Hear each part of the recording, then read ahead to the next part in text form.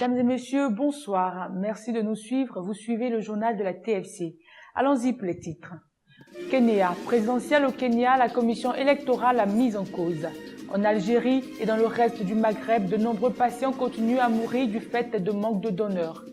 En France, Macron s'oppose aux défenseurs du climat à l'ONU. En Allemagne, le vote par correspondance est de plus en plus plébiscité. Espagne, la tension monte d'un cran en Catalogne. Mexique, une école s'effondre sur ses élèves. De retour sur le plateau, voici les actualités. En Afrique, au Congo, éviter de nouvelles violences liées au maintien au pouvoir du président Joseph Kabila, tel est l'objectif de l'ONU dans sa mission au Congo. Le second mandat de 5 ans du président Joseph Kabila avait officiellement pris fin le 20 décembre 2016 et la Constitution l'a formellement interdit de se présenter. La suite en images. L'ONU garde l'espoir de la tenue d'ici la fin 2017 d'une élection présidentielle en République démocratique du Congo. Les 5 membres permanents du Conseil de sécurité, divers groupes régionaux et des représentants du gouvernement congolais viennent de publier un communiqué saluant l'engagement exprimé par les autorités congolaises à respecter la Constitution. L'ONU et sa mission en RDC, la MONUSCO, misent sur une application complète et de bonne foi de cet accord. Objectif, éviter de nouvelles violences liées au maintien au pouvoir du président Joseph Kabila, dont le second mandat de 5 ans avait officiellement pris fin le 20 décembre 2016 et à qui la Constitution interdit de se représenter. Cette sortie intervient dans un contexte politique particulier, alors que le Premier ministre Bruno Tibala vient de promettre un calendrier électoral réaliste dans quelques jours. L'échéance de décembre apparaît chaque jour plus irréaliste. Le recensement des derniers électeurs doit durer au moins jusqu'à la mi-décembre dans la région du Kasaï, théâtre de violence depuis 1 an. En outre, le Parlement congolais doit encore voter des lois électorales. Conclu sous l'égide de l'Église catholique en décembre 2016, l'accord dit de la Saint-Sylvestre prévoit des élections présidentielles, législatives et provinciales au plus tard en décembre 2017. Au Congo, décédé à Bruxelles en février dernier, la dépouille de l'opposant historique de la RDC, Étienne Tshisekedi, attend toujours son rapatriement vers la terre de ses ancêtres. La famille veut qu'il soit enterré obligatoirement dans la commune populaire de Limete. Les images dans le reportage. Bientôt 7 mois que la dépouille de l'opposant historique de la RDC, Étienne Tshisekedi, attend son rapatriement vers la terre de ses ancêtres. Décédé à Bruxelles en février dernier, sa famille politique et le gouvernement se heurtent à d'interminables tractations. Tout d'abord, les autorités avaient annoncé qu'elles prendraient en charge l'organisation des obsèques d'Étienne Tshisekedi. Autre point de discorde, le lieu retenu pour l'inhumation. La famille refuse le site proposé par le gouvernement, le cimetière de la Gambée. Elle veut qu'il soit enterré au siège de l'UDPS dans la commune populaire de Limete. Sur le continent, les réactions restent mitigées. On ne peut pas comprendre que le gouvernement congolais trouve que 6 mois durant, on n'a pas trouvé un endroit sur tout le territoire de Zaïre, 2 fois plus grand que le Cameroun, plus grand que le territoire de la France, pour enterrer dignement un de ses grands-fils. C'est quand même dommage que, à cause de l'instabilité politique qu'il y a dans son pays, que sa dépouille reste ainsi longtemps à l'étranger. C'est dommage parce que ça illustre effectivement le manque de considération que les politiciens ont pour la dignité humaine. C'est dommage que le pouvoir en place empêche, mais combien de temps peut-il le faire?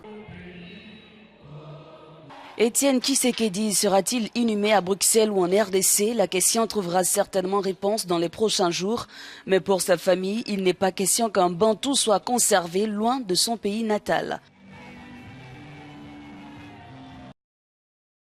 Au Kenya, ce mercredi, des collisions ont éclaté entre partisans de l'opposition et du parti au pouvoir qui s'étaient rassemblés devant la Cour suprême. Pour cause, les juges ont mis en évidence les raisons de l'invalidation du scrutin du 8 août dernier qui réalisait Uhuru Kenyatta, Suivons ensemble le reportage. Des centaines de partisans du président sortant kényan Uhuru Kenyatta ont manifesté devant la Cour suprême contre l'invalidation de sa réélection lors du scrutin du 8 août dernier. Le président de la Cour dénonce quant à lui les menaces formulées par des responsables politiques et leurs partisans contre l'institution. Des manifestations ont lieu ailleurs dans le pays. Il dénonce un climat d'intimidation. Nous reconnaissons et nous respectons les droits des citoyens à manifester, comme le stipule la Constitution. Mais ces manifestations ont tourné à la violence et ont clairement pour but d'intimider le pouvoir judiciaire et les juges, a-t-il déclaré. Le jugement complet de la Cour suprême expliquant en détail sa décision d'invalider l'élection et précisant les irrégularités qui ont selon elle entaché le scrutin doit être publié aujourd'hui. La société fournissant le système électronique a assuré ne pas pouvoir être prête à temps pour le nouveau scrutin du 17 octobre. En Centrafrique, ce mardi, le secrétaire général de l'ONU et le président de la Centrafrique, Faustin Archange Touadéra, s'est inquiété de la situation sécuritaire de son pays. Il demande un appui aux personnes pouvant les aider à sortir le pays de cette crise. Les précisions en images. La Centrafrique craint de retomber dans l'oubli. Mardi, avant le début de la réunion à huis clos présidée par le secrétaire général de l'ONU, le président centrafricain Faustin Archange Touadéra s'est inquiété de la situation sécuritaire de son pays. Au cours d'une conférence de presse, il a appelé au soutien des principaux bailleurs de fonds et partenaires pour sortir le pays de la crise. La République centrafricaine vit un moment critique de son histoire. Si on ne nous appuie pas, aujourd'hui c'est vrai qu'il y a une volonté du peuple centrafricain de sortir et de tourner la page de cette crise. Mais on a besoin encore de soutien de nos amis. Et si on ne le fait pas en ce moment-là, il y a des risques. Et c'est le message que nous voulons porter. Alors que les violences dans le pays reprennent de plus belle, le gouvernement de Faustin Archange Touadéra a du mal à établir son autorité au-delà de la capitale Bangui. La majorité du pays reste contrôlée par les groupes armés. Il y a effectivement l'embargo sur les armes en République centrafricaine. Mais il y a aussi des procédures d'exemption. Et nous sommes en train de travailler pour que, pour remplir ces conditions d'exemption, pour nous permettre justement de doter les deux bataillons qui seront formés. Sur place, il y a du travail. La Centrafrique est suspendue aux résolutions de cette réunion, dont le communiqué final a souligné le renforcement des capacités des effectifs militaires de la MINUSCA. Au Mexique, un puissant séisme a frappé le centre du Mexique tout au long de la journée du mercredi. Bilan du drame, plus de 230 morts, dont au moins 21 enfants tués dans une école primaire de la capitale qui s'est effondrée. Une trentaine d'autres écoliers sont portés disparus. La suite dans le reportage. Au Mexique, toute l'attention des sauveteurs porte sur cette école du sud de Mexico. Au moins 21 enfants et 4 adultes sont morts dans l'effondrement de l'établissement après le tremblement de terre qui a secoué le centre du pays. La seule chose qu'ils nous ont dite, c'est d'aller dans les morgues et les hôpitaux pour voir s'il y avait des membres de notre famille. Mais nous sommes allés là-bas et nous n'avons pas de nouvelles de notre famille. Plus de 30 personnes sont en effet portées disparues et pourraient se trouver dans les décombres de ce qui reste de l'école primaire Enrique Repsamen. 13 enfants et 5 adultes ont pu être sauvés. De très nombreux volontaires se sont rendus sur place en signe de solidarité. Le gouvernement demande désormais de ne plus venir gêner les opérations de secours. Plus de 200 écoles de la capitale mexicaine ont été touchées par ce tremblement de terre. En Algérie, 22 000 personnes souffrent d'insuffisance rénale et un tiers d'entre elles a besoin d'une transplantation. Mais la loi impose des restrictions sur le don d'organes et aux sous-entendus culturels et religieuses. Les détails dans le reportage. Il ne faudrait pas être parmi les 22 000 personnes qui souffrent d'insuffisance rénale en Algérie. Un tiers d'entre elles ont besoin d'une transplantation. En lui offrant un rein, Aïcha a permis à son fils d'en finir avec des années de dialyse. Ça a changé beaucoup de choses, dit-elle. Avant, c'était très difficile avec la machine de dialyse. Comme j'ai des enfants, j'ai beaucoup à faire à la maison et quand je rentrais, j'étais tout le temps fatigué, malade. J'étais 1 jour sur 2 à l'hôpital. C'était trop. Mais maintenant, grâce à Dieu, je peux m'occuper de ma maison et de mes enfants. En Algérie et dans le reste du Maghreb, de nombreux patients continuent à mourir du fait du manque de donneurs. La faute à la loi qui impose des restrictions sur le don d'organes et aux réticences culturelles et religieuses.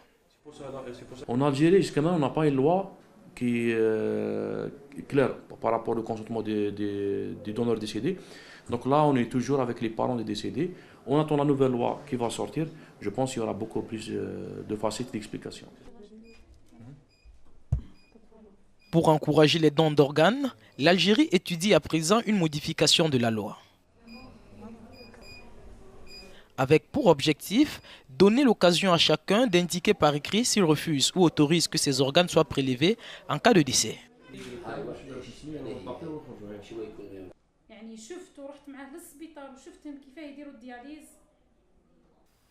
En France, le président français Emmanuel Macron a annoncé à la tribune de l'ONU ce mardi dernier que l'accord de Paris ne sera pas renégocié et que la priorité pour lui est de poursuivre le dialogue avec les États-Unis pour tenter de les convaincre. Suivons cela en images. L'accord de Paris ne sera pas renégocié, a martelé Emmanuel Macron à la tribune de l'ONU. Le climat était une des priorités du président français. Selon lui, il ne faut pas fermer la porte aux États-Unis, mais au contraire poursuivre le dialogue pour convaincre. Je continue à discuter avec le président des États-Unis. Nous partageons nos désaccords, mais avec l'espoir que les États-Unis reviennent dans le giron international, clarifient sa vision des choses, puisqu'il reste maintenant président Trump à dire comment il entend juridiquement mettre en œuvre les déclarations qui ont été les siennes sur ce sujet, prennent conscience de la nécessité morale, mais aussi économique et sociale qui est la nôtre sur ce sujet. De nombreuses autres voix se sont élevées en marge de l'Assemblée générale pour exiger plus d'engagement, en premier lieu celle du secrétaire général de l'ONU. Les ouragans Harvey, Irma et Maria et les inondations massives dans le sud de l'Asie sont juste les plus récentes démonstrations de l'urgence de lutter contre le changement climatique. La France prévoit le 12 décembre prochain un nouveau sommet à Paris pour étudier le financement des engagements pris par les États signataires de l'accord de Paris. En Allemagne, pour la première fois dans son histoire, la CDU-CSU a créé une campagne spécialement pour les votants par correspondance. Les votes pour les législatives de dimanche ont été anticipés par près d'un quart des électeurs allemands qui ont voté par correspondance. Une vidéo et une campagne de porte à porte leur sont destinées. La suite dans le reportage. Près d'un quart des électeurs allemands ont choisi de voter en avance pour les législatives de dimanche, un vote par correspondance de plus en plus plébiscité. Ce vote anticipé permet aux électeurs qui travaillent le dimanche ou qui ne souhaitent pas se rendre aux urnes d'effectuer quand même leur devoir citoyen. Ces électeurs qui boudent les urnes mais pas les élections n'ont pas échappé à la stratégie de communication des grands partis politiques. Pour la première fois de son histoire, la CDU-CSU a créé une campagne spécialement pour les votants par correspondance. Une vidéo et une campagne de porte-à-porte leur sont destinées. Les libéraux du FDP accordent eux aussi beaucoup d'importance à ce vote anticipé. Lors des dernières élections de 2013, le parti a enregistré 40% de voix supplémentaires par correspondance, comparé au vote classique dans l'isoloir. En Espagne, malgré l'interdiction du pouvoir central espagnol, de hauts responsables du gouvernement régional envisagent d'organiser le 1er octobre un référendum d'indépendance. Par conséquent, ce mercredi matin, la Guardia Civile a arrêté une dizaine de ses responsables. Les détails dans le reportage. La tension monte d'un cran en Catalogne. Ce matin, la Guardia Civile a arrêté une dizaine de hauts responsables du gouvernement régional qui envisagent d'organiser le 1er octobre un référendum d'indépendance malgré l'interdiction du pouvoir central espagnol. En réaction, des milliers de personnes sont descendues dans les rues de Barcelone. Des heurts ont éclaté avec la police qui a mené des perquisitions dans les bâtiments du gouvernement régional. Le président de la Catalogne accuse Madrid d'avoir suspendu de facto l'autonomie de la région et dénonce des méthodes totalitaires. Le gouvernement espagnol tente par tous les moyens d'empêcher l'organisation de ce référendum d'indépendance, jugé illégal. La police multiplie les perquisitions pour saisir bulletins de vote, affiches ou autres matériel électoral. Hier soir, les forces de l'ordre sont intervenues dans une compagnie postale privée où elles se sont heurtées à des manifestants.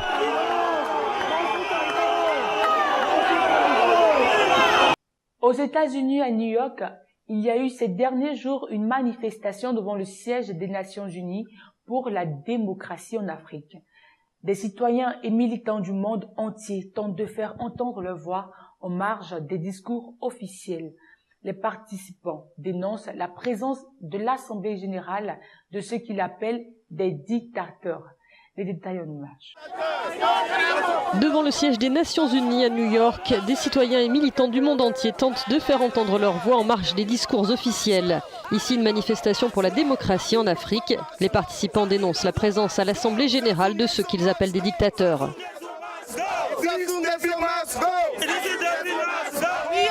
Nous manifestons car la plupart de nos pays comme le Gabon, le Togo, le Congo, le Tchad et la République démocratique du Congo sont dirigés par des dictateurs. Et ça nous rend malades de voir que les Nations Unies nous manquent de respect en invitant ces personnes à parler sur des problèmes qu'ils ont eux-mêmes causés à leur pays. Non loin de là, des expatriés égyptiens, dont beaucoup de chrétiens coptes, manifestent au contraire leur soutien à leur président, même si ce dernier est loin d'être réputé pour son respect des droits de l'homme. Je suis ici pour soutenir le président Al-Sisi et mon pays, l'Égypte, et pour protester contre le Qatar, car le Qatar soutient le terrorisme avec son argent. Le terrorisme sans financement ne pourrait pas continuer.